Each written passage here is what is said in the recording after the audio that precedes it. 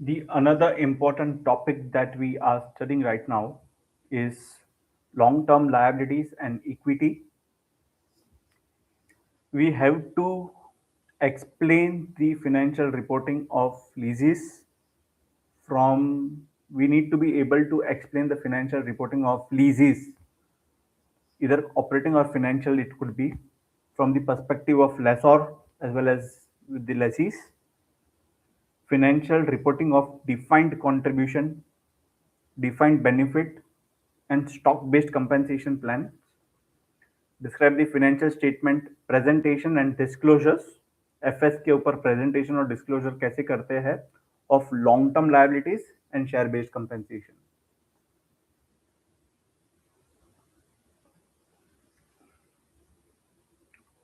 Non-current liability is the long-term liability. Arises from different source of financing and different type of creditors. When financial reporting of bonds and loans is straightforward and is covered in the prerequisite material, the reporting of leases and post-employment liability is more complex. आपकी जो leases है और आपकी post-employment liability है is very complex. Lease are an alternative to asset ownership. I own an asset or I can take that asset on lease. So rather than owning, I'm taking an asset on lease and have become a common meaning of financing real estate and capital equipments. Post-retirement and stock-based compensation are a large and growing share of employee compensation and operating expense. What do startups do? Rather than giving the cash so that they can use that cash in expanding the market, they prefer to give employees a stock plan so that employees stick to the business, attrition rate is low, and they can focus more on capturing the market rather than managing the economics of the employees. So it helps in retaining the employees and also giving them cash, and even employees more motivated because he is interested in the economics of the company. Given this importance, the learning module introduces reporting of leases, pension plans, and stock-based compensation under IFRS and US GAAP. So leasing has several advantages over purchasing an asset outright. You have to pay less upfront cash commitment, typically low financing cost, and lower risk associated with ownership, such as obsolescence. If you buy an asset and if it becomes an obsolete, then what is the meaning of buying that asset? Example, if you bought a Tesla which can drive 500 kilometers in a single charge, and just in 2 months, if BYD comes up with a new car which can drive 1500 kilometers at one charge, then what is the use of buying that Tesla which is not going to produce much more results to you, right? So you are able to you have a lower risk associated with the ownership. Under IFRS and US GAAP, leases are classified as operating or financial lease. Financial lease resemble an asset purchase. If I'm taking a financial lease, I will consider that I'm buying an asset, or asset purchase or sale, while operating lease resemble a rental agreement. मैंने भाड़े पे एक घर लिया है, ठीक है? That's a rental agreement type of operating lease. The financial, just to give you an example, what do I generally do is that over a weekend, if I have to travel somewhere, I take a rent a car. I drive as per my convenience. There may be some kilometer restrictions. I have to give that car after a weekend to the person. I don't own that asset, but I'm able to use that asset. But if I have my car for a longer period of time, let's say 3 years, 4 years lease, which I've taken from a company, it means that I am able to use that asset as per my own convenience. I would have a right to to give this asset back if I feel that okay, the asset is not working very well, right? So the financial reporting of the lease depends on whether the party is lessee or lessor, whether the party reports under IFRS or US GAAP, and the classification of lease as financial or operating. तो चार चीज हम लोग को देखना पड़ेगा. आप laser हो कि आप लीजी हो, आपकी ऑपरेटिंग लीज है ये आपकी फाइनेंस लीज है। और दोनों के चीज पे हम लोग को everything I will have to bifurcate between US GAAP and IFRS, US GAAP and IFRS. Perfect. The US GAAP and IFRS share the same accounting treatment for lessors but differ slightly for leasee. IFRS has a single accounting model for both operating lease and financial leases, while US GAAP has an accounting model for each. Let's see. Two type of pension plans are defined contribution plans and defined benefit plans. In defined contribution plans, सबसे पहले एक होगा defined contribution plan, दूसरा होगा defined benefit plan.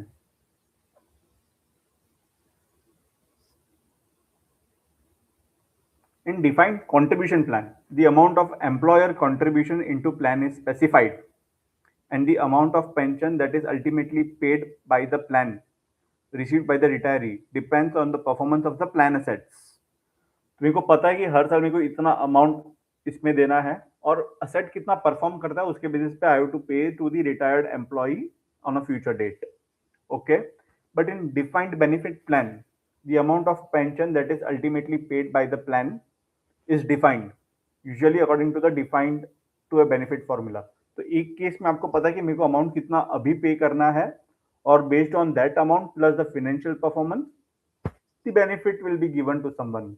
But if it is a defined benefit plan, so I know that okay, that benefit amount that I have to pay at a future date is this much, this much, this much. So if the asset, my investments of that asset is not working, I will need to put an extra amount of contribution so that I meet that particular obligation that has to arise in future in defined benefit plan. So I think that's the difference, and that's how the things would be. In defined contribution plan, employees bear investment risk, perfect, and actuarial risk. In defined benefit plan, employer bears both the risk, perfect. Under defined contribution pension plan, the cash payment made into the plan is recognized as pension expense. अगर आपका contribution pension plan है तो आप जो भी अभी पे कर रहे हो आपको पता है वही मेरा obligation है, and therefore it has to be considered as a pension expense, which is very fair enough. For defined benefit pension plans, company must report the difference between defined benefit pension obligation. They have to report the difference between what?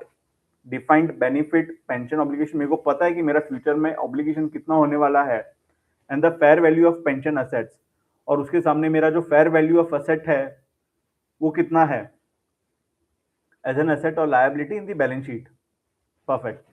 And underfunded defined benefit pension plan is shown as non current liability. अगर आपके पास enough assets नहीं है तो आप थोड़े अंडरफंडेड हो, और जो आपको अंडरफंडेड हो उसको मतलब पता है कि आपको फ्यूचर में ये लायबिलिटी पे करनी है, तो आप उसको नॉन करंट लायबिलिटी बताओगे. A change in net asset और liability between balance sheet is recognised as cost of the period, perfect. और आपको जो ओपनिंग बैलेंस और क्लोजिंग बैलेंस में जो भी डिफरेंस आ रहा है that you will consider as a cost of the period, with service cost and net interest expense or income recognized in profit and loss account. तो अब जो सर्विस कॉस्ट है और आपका नेट इनकम या तो एक्सपेंस इंटरेस्ट इनकम या तो एक्सपेंस है वो आप प्रॉफिट एंड लॉस में डालोगे. And remeasurement changes recognized in other comprehensive income. There are modest difference in accounting treatment under US GAAP.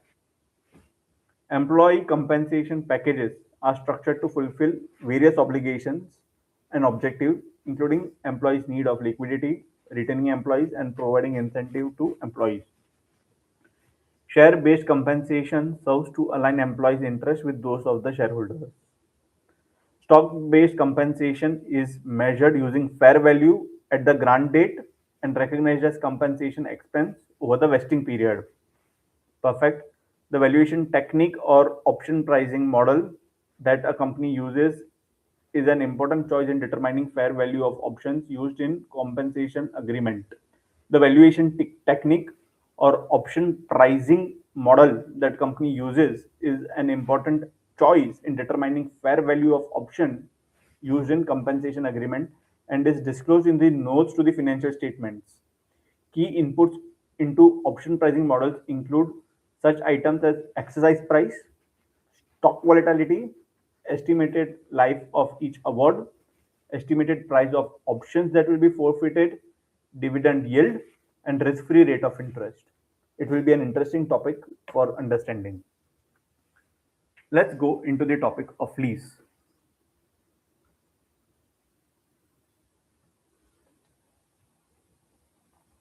We have to explain the financial reporting of leases from the perspective of lessors and lessee. The party who uses the asset and pays the consideration is lessee, and those who owns the asset, grants the right to use and receives consideration is the lessor. It is an activity to obtain a benefit of an asset without purchasing it outright.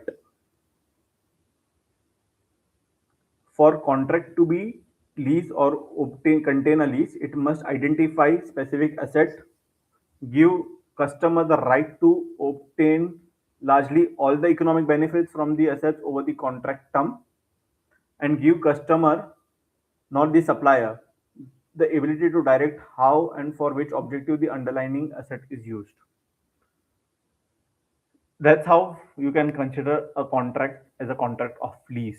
Whether it is an operating or financial is second thing, but there has to be an asset. Customer must have right to obtain largely all the economic benefits from the asset over the contract term. Give customer, not the supplier, the ability to direct how and for what objective the underlying asset is used.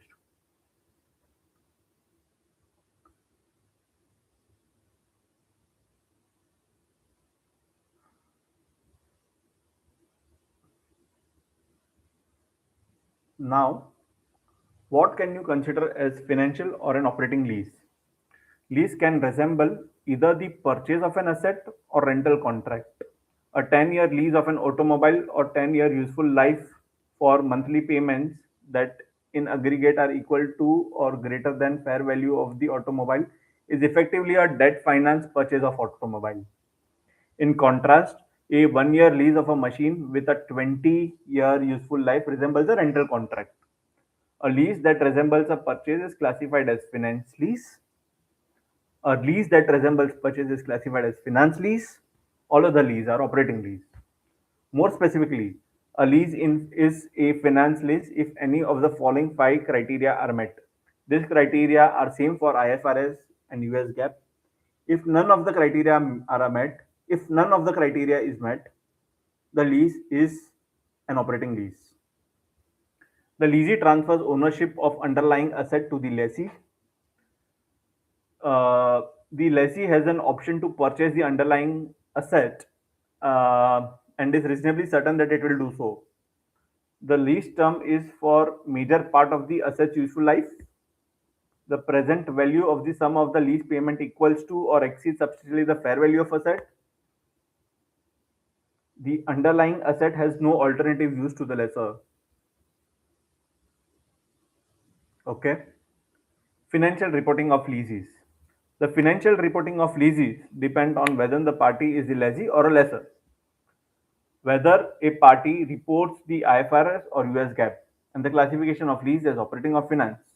Additionally, for leases, there are lease accounting exemption for certain lease contract if the term is 12 months or less, and it is for low value asset up to 5,000 USD. Then the leasee can elect to simply expense the lease payment on the straight line basis. This exemption is not available to lessors. Perfect. If it is low value,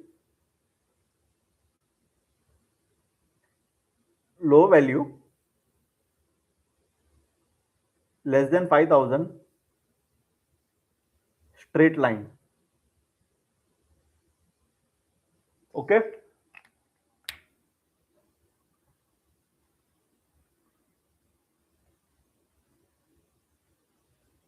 Lessee accounting under IFRS. Under IFRS, there is a single accounting model for both finance and operating lease for leases. Accounting model for both finance and operating lease for lessees. At lease inception, the lessee records lease payable liability and ROU asset on its balance sheet, both equal to present value of future lease payment. The discount rate used is in the present value calculation is either the rate implicit in the lease or estimated secured borrowing rate. ठीक है, मैं पहले lease liability का discounting करूंगा और वो liability के हिसाब से at the Inception I will record कि मेरे को फ्यूचर में कितनी लीज देनी है उसकी प्रेजेंट वैल्यू और असेट की हुई वैल्यू इक्वल अमाउंट पे मैं रिकॉर्ड करूंगा. The lease liability is subsequently reduced by each lease payment until the effective using the effective interest method. Each lease payment is composed of interest expense, which is product of lease liability and the discount rate, and the principal repayment, which is difference between the interest expense and lease payment. Perfect. The ROU asset is subsequently amortized using a straight line basis over the lease term. So although the lease liability and ROU asset begin with the same carrying value of the balance sheet, they typically diverge in subsequent period using the principal repayment that reduces the lease liability and amortization expenses that reduces the ROU assets are calculated differently. So the following list shows how a transaction affects the financial statement. The lease liability, net of principal repayment, the lease liability जो भी है उसमें से जो आपका principal repay कर रहे हो, and the ROU asset net of accumulated amortization are reported on balance sheet date. ठीक है, आपकी lease liability balance sheet date पे होगी lease liability minus principal repayment और आपका ROU asset होगा ROU minus accumulated amortization. Interest expense on lease liability and amortization expense related to ROU are reported separately on the income statement. आपका जो interest expense है और lease liability पे and amortization का जो आपका expense है P&L debit to asset on amortization and आपका जो interest expense है वो भी आप record करोगे on lease liability. The principal repayment component of lease payment is reported as cash outflow under financing activities. जो आपका principal repayment हो रहा है on lease payment is reported on cash outflow under financing activities on the statement of profit and loss account, and depending upon the leases reporting policies, interest expense is reported under either operating or financing activity. तो आप जब lease ले रहे हो तो आपका जो principal repayment है वो आपके कैश फ्लो में फाइनेंसिंग एक्टिविटी में आएगा और आपका जो इंटरेस्ट कंपोनेंट है वो आपके पॉलिसी के ऊपर है कि whether I want to report interest under operating activity or under financing activity. Perfect. If you consider this under US GAAP has two accounting models for leasing, one for financial lease and another for operating lease. The financial lease operating model is identical to leasing accounting model of IFRS. The financial lease accounting model is identical to lease accounting model for IFRS. Same चीज जो हम लोग IFRS में follow कर रहे हैं. The operating lease accounting model is different.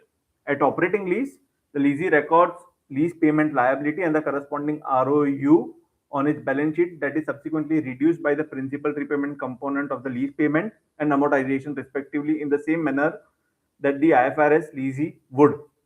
The key difference, however, on operating lease and financial lease is how the amortization of ROU is calculated. For operating lease, the leases ROU amount amortization expense is the lease payment. Operating lease के लिए leases ROU asset amortization expense is lease payment minus interest expense. वापस पढ़ते हैं. For operating lease, leases ROU amortization expense. Leases ROU amortization expense. मेरे asset का जो amortization expense है वो क्या है? वो lease payment है minus interest expense. The implication is that total expense reported on income statement, interest plus amortization, will equal to the lease payment that the lease liability and ROU asset will always equal each other because the principal repayment and amortization are calculated in an identical manner. Okay. Okay, तो आपका balance sheet में under IFRS your what we say your lease liability as well as ROU asset will be different, but under US GAAP they will be identical.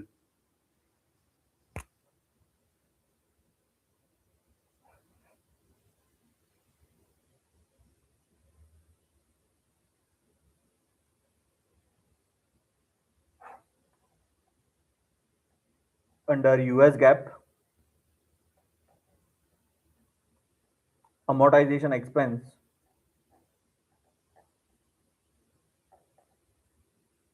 is equals to principal repayment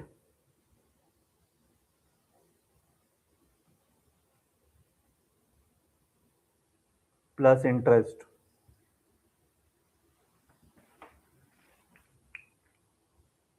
The implication is that the total expense reported on the income statement, उसका मतलब interest plus amortization should be equal to lease payment, और lease payment आपका P&L debit में जाना चाहिए, और यही चीज आपका लीज लायबिलिटी को आपके ROU एसेट के साथ सेम रखती है. This is the US GAAP difference.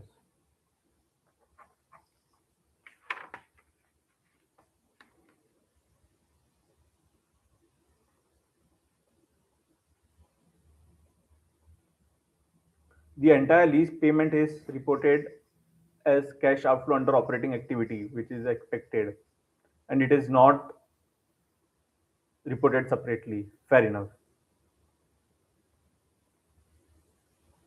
Now let's see what is lessors accounting.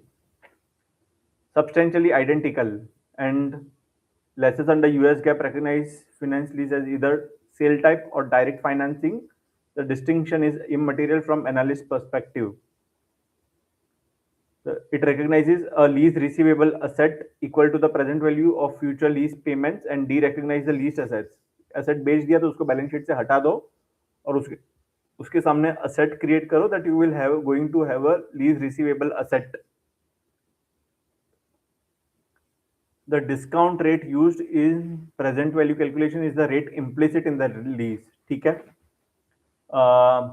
The lease receivable is subsequently reduced from each lease payment under effective interest method. Each lease payment is composed of interest income, which is the product of lease receivable, and a discount rate, and principal proceeds, which equals to difference between interest income and cash receipt. तो आपका जो भी interest income minus cash receipt है, वो आपका principal proceed गिना जाएगा. The transaction affects the financial statements in the following way. Lease receivable net of principal proceeds. Lease receivable net of principal proceeds. जितना भी lease receivable है उसमें से जितना अमाउंट मिल गया है is reported on the balance sheet. Interest income is recorded on the income statement if leasing is a primary business activity for the entity and is commonly in the financial institution and independent leasing companies.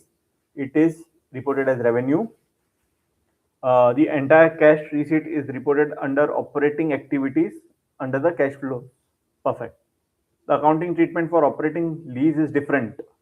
Both the contract is essentially a rental, because the contract is essentially a rental agreement. The lessor keeps the leased assets on its books and recognizes lease revenue on straight line basis. Interest revenue is not recognized because the transaction is not considered a financing one. The transaction affects the financial statement in the following manner. The balance sheet is not affected. He continues to recognize lease asset at cost, net accumulated depreciation.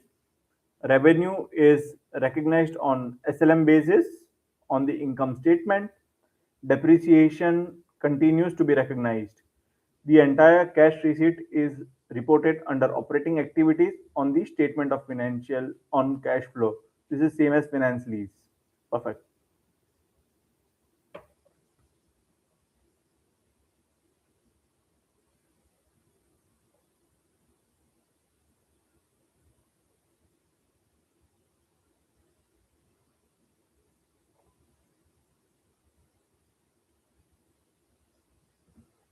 Now, this is a bit tricky part where we are venturing.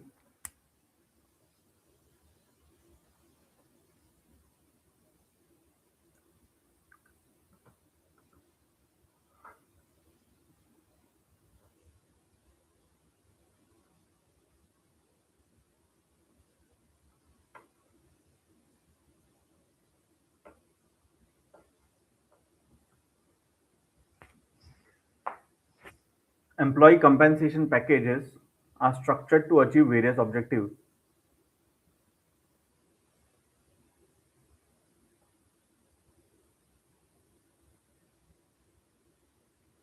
Non-monetary benefits such as health, insurance premiums, housing, vehicles may be provided to facilitate employees performing their jobs. Salary, bonus, and non-monetary benefit tend to vest. Employee earns the right to the consideration immediately or shortly after the grant date. In terms of financial reporting, a company reports compensation expense on the income statement in the period in which compensation vests. Immediate or short-term vesting makes accounting for salary, most non-income and bonus straightforward. When the employee has earned the salary and expense is recorded, expenses and cash flows from short-term compensation tend to be well matched.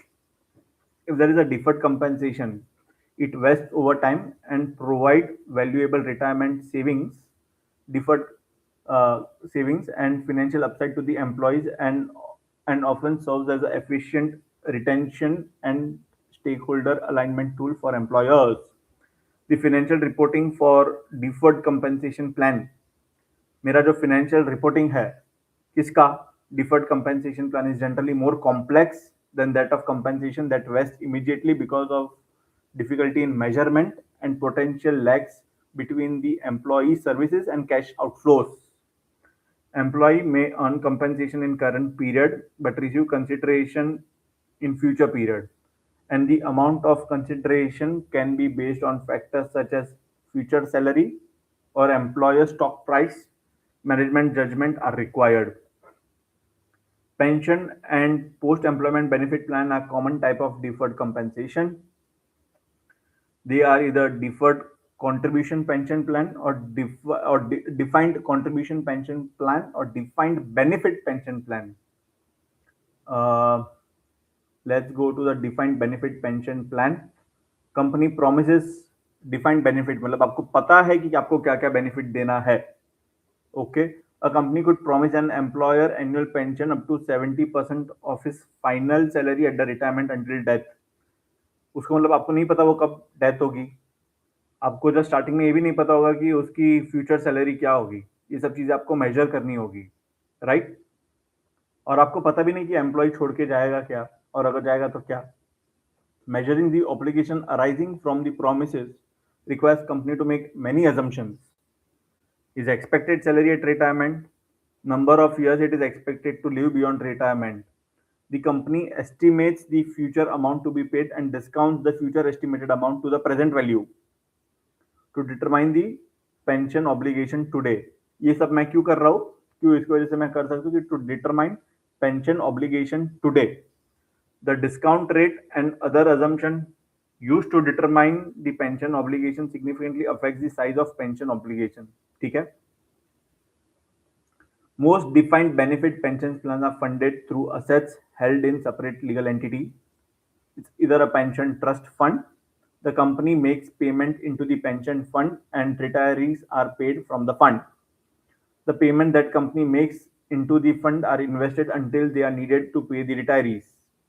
If the fair value of the plan assets, आपका जो plan assets है, investment fund है, is higher than the present value of the estimated pension obligation, आपकी जो asset की value है वो आपने जो estimated obligation की है उससे ज़्यादा है, उसका मतलब the plan has surplus and company will report a net pension assets on the balance sheet date.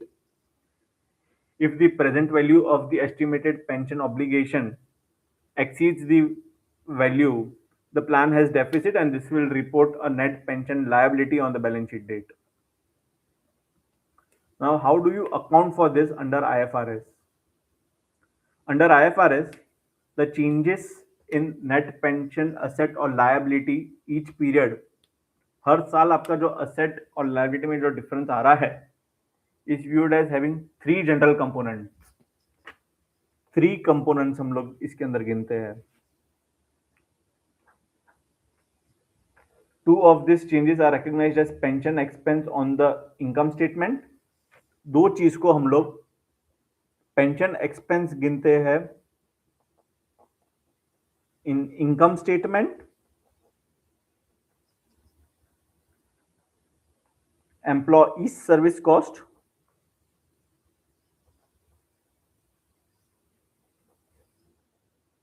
and net interest or expense accrued on the beginning net position.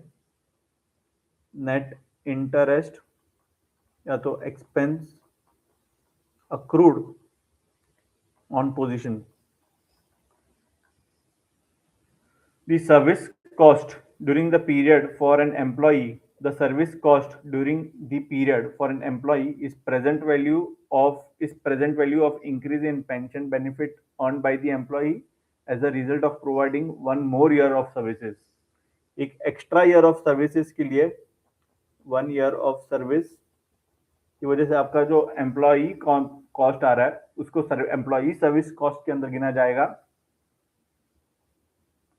The service cost during the period for an employee is present value of increase in pension benefit earned by the employee as a result of providing one more year of services. The service cost also includes effect from changes in the plan known as past service cost. Past service cost भी इसमें include हो जाता है, which is your change in plan. The net interest expense represents the change in the present value of the net defined benefit pension assets or liabilities from the passage of time.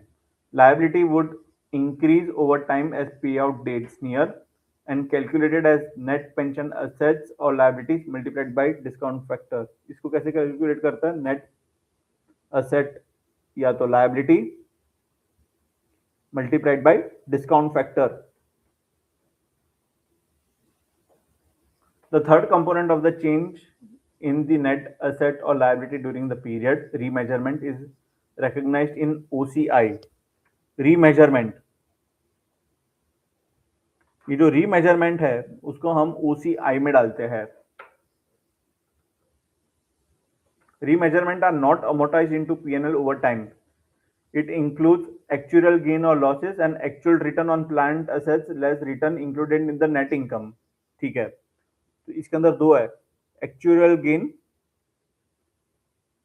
या तो loss और returns over the amount considered in interest.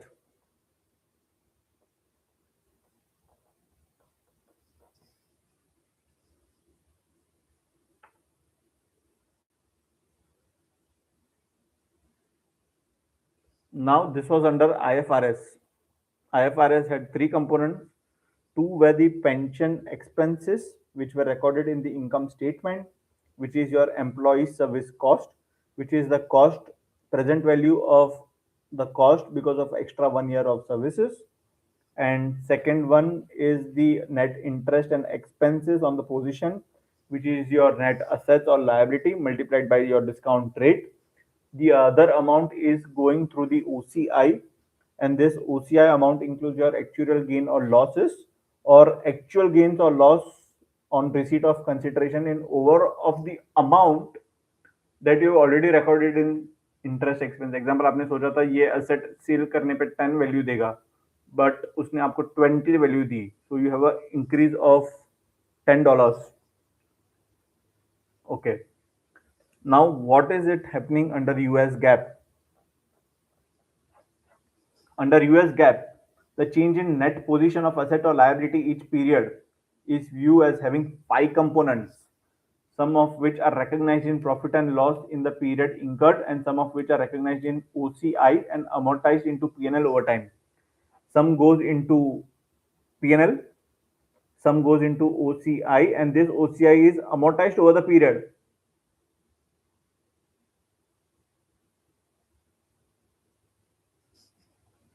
The three components is employee service cost, same, interest expense, expected return on planned assets, which is a reduction in the amount of expense recognized. Expected return on planned assets, which is reduction in amount of expense recognized.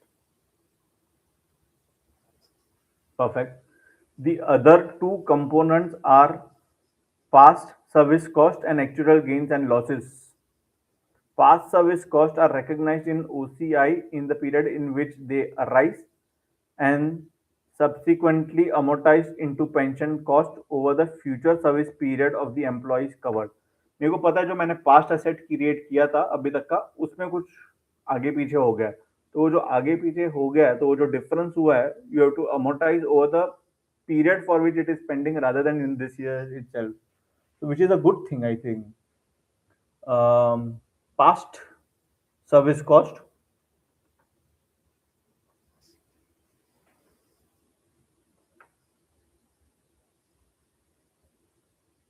and the second one is actuarial gains and losses.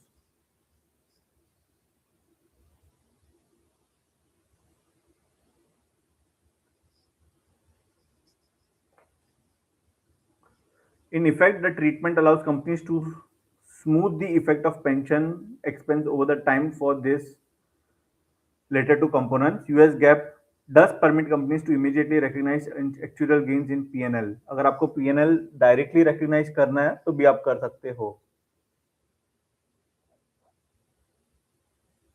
Can be immediately be recognized in P&L. Perfect.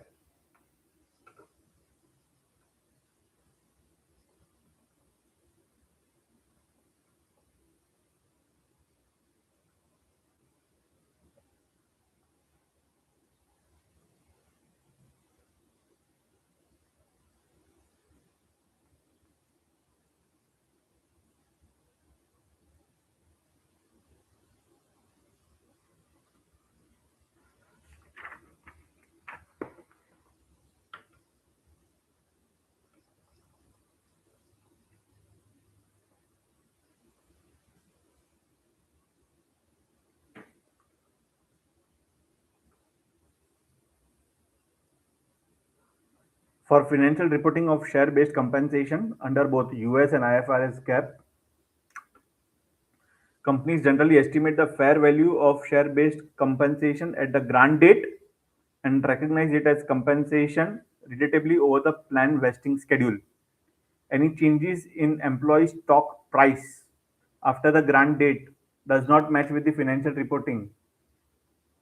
Specifically, the financial reporting depends on the type of plan. Two most common forms are equity settled share-based compensation are stock grants and stock options. Stock grants and stock options. A company can grant stock to the employees outright with restrictions or contingent on performance. For the outright stock grant, compensation expense is reported on the basis of the fair value of stock on the grant date, generally the market value on grant date. Compensation expenses is allocated over the period benefited by the company employee services referred to as service period.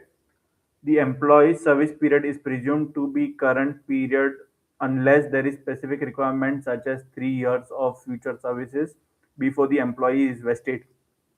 Another type of stock award is restricted stock grant, which requires the employee to return ownership of those shares to the company if certain conditions are not met. आपने दे दिया but बोला कि अगर certain conditions नहीं मिली then you have to return the stock back to the company. This includes requirement that employees remain with the company for a specific time or meeting specific goals. Compensation expenses for restricted stock grant is measured at fair value, usually market value of the stock issued at the grant date. This compensation expense is allocated over the employee service period. Shares granted contingent on meeting performance are called as performance shares. The amount of grant is usually determined by performance measures other than changes in stock price, such as accounting earnings or return on assets. Generally, companies have increased their use of stock grants, have increased the use of stock grant, particularly restrictive stock grant in form of restrictive stock units, and have decreased the use of stock option to compensate employees over time. Stock grants benefit employees as they are valuable so long as the employee stock price is greater than zero. While stock option can expire worthless if employer's stock price does not exceed the exercise price. Perfect. Stock options.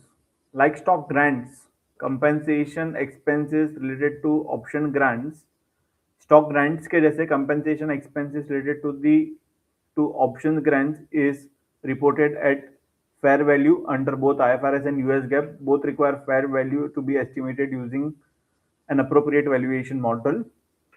Whereas the fair value of stock grant is usually the market value on the grant date because it is grant.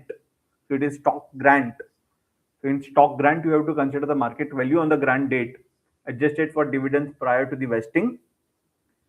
The fair value of option grants must be estimated. Companies cannot rely on market price of options to measure the fair value of employee stock option because features of employee stock options typically differ from the traded options. वो time पे जो company के ही options मिलते हैं उसके ऊपर नहीं rely कर सकते हैं because it's different from the traded options. The choice of valuation or option pricing is one of the critical elements in estimating fair value. Several models are commonly used, such as Black and Scholes option pricing model or binomial model. Accounting standards do not prescribe a particular model. Generally, though, a valuation model should be consistent with fair value measurement, be based on established principles of financial economic theory, reflect all substantive characteristics of award.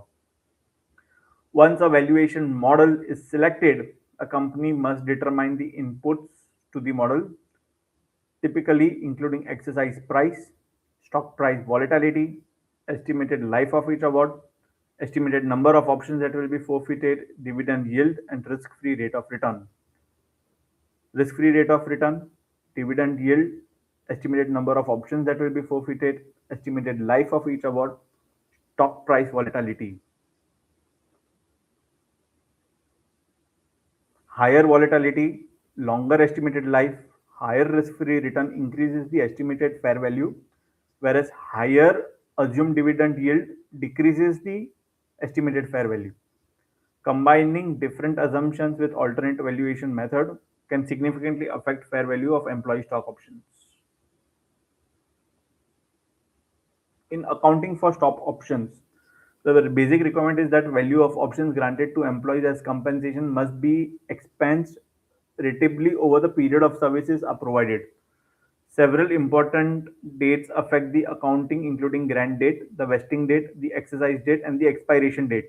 Grant date, vesting date. Grant date जब आपको option grant किया था, waste date जब आपकी सारी condition satisfy हो जाएगी और वो ऑप्शन आपको वेस्ट किया जाएगा. एक्सरसाइज डेट जब वो वेस्टिंग इफेक्टिवली व्हाट वी से एक्सरसाइज करोगे आप उस पर saying that okay give me the shares.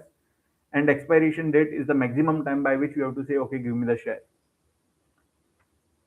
It is the date when the option is granted. The service period is usually the period between the grant date and the vesting date. The vesting date is the date the employee can first exercise the stock option. Vesting can be immediate or over a future period.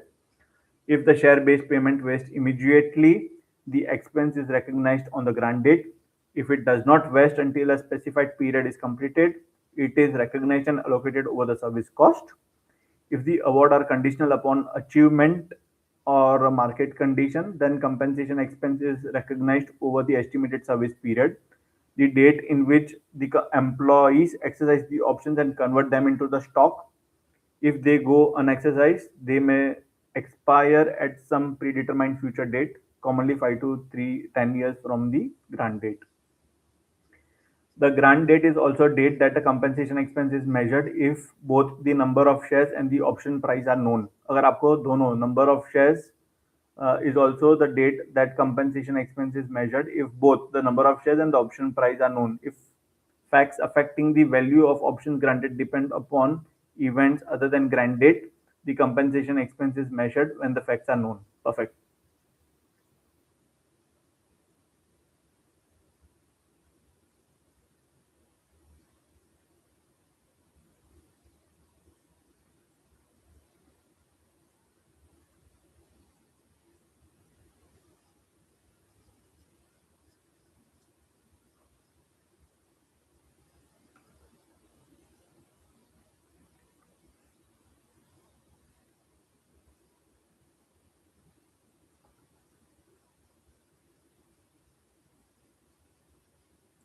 So what all we studied in this?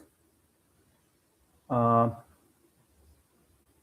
Defined benefit plans, defined contribution pension plans, exercise date, finance lease, grant date, lessee, lessor, operating lease, service period, vesting date.